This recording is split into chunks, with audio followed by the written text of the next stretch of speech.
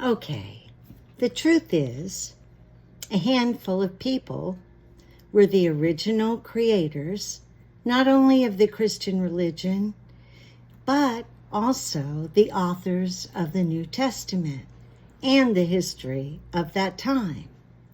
Their unique qualifications provided the power to achieve this goal.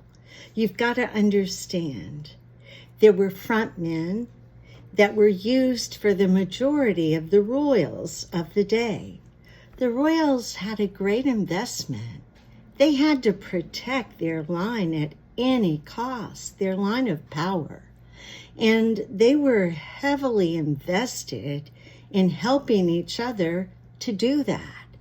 So they had an allegiance, and they figured out that they had the same investment in creating a narrative that would allow them to manage the people.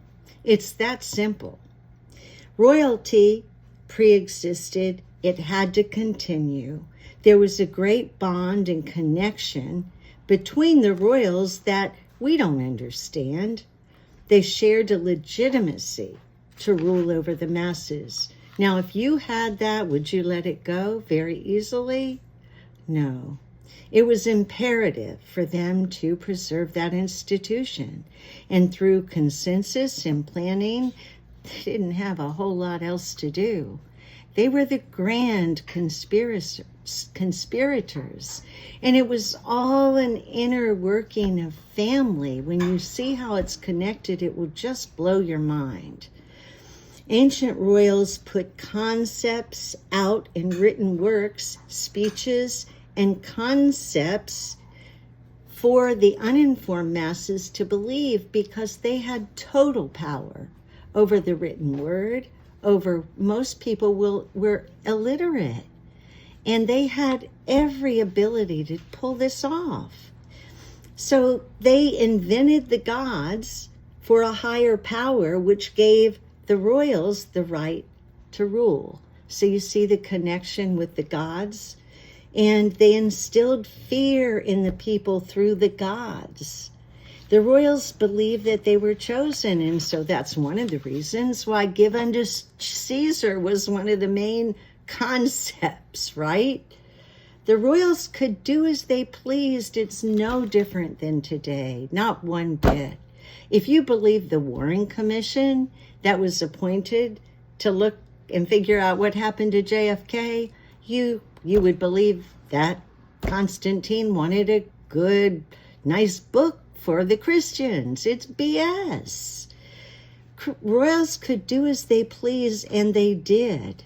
This was a well thought out plan. Adam was royalty.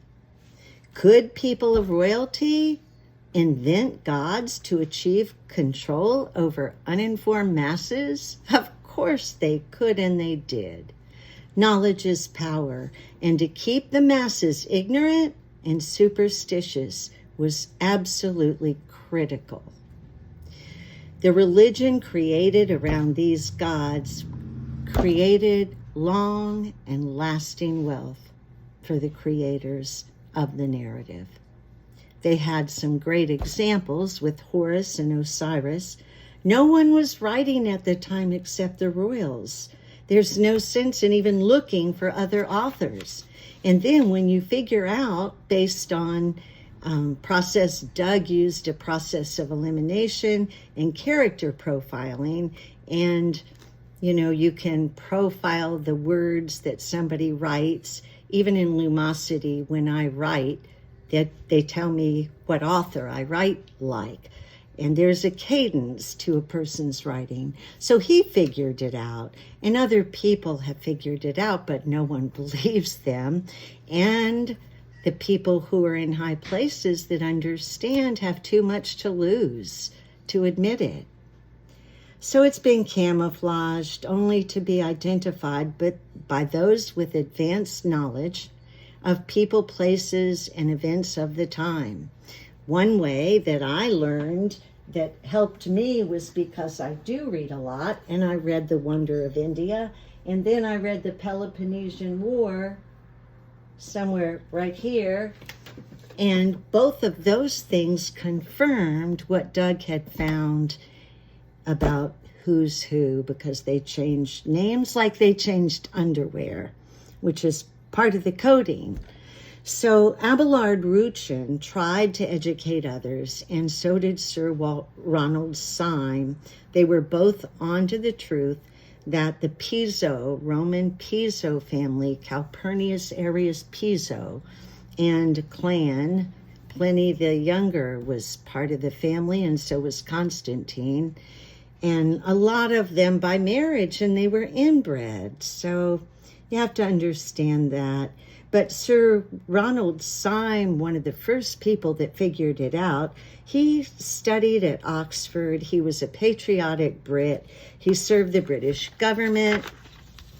He was a fellow at Trinity College in Oxford from 29 to 49, a professor of classical philosophy. He taught at the University of Istanbul. He was a Camden professor of ancient text and a fellow at Brandon College. His list of credentials goes on, and he's the one who figured it out first. I'm sorry, but it's just how it is, and it's wrong, and I can't stand it. So I'm going to continue to share the beaucoup of information that I have to back up my hypothesis that the Bible is a hoax. Thanks for being with me.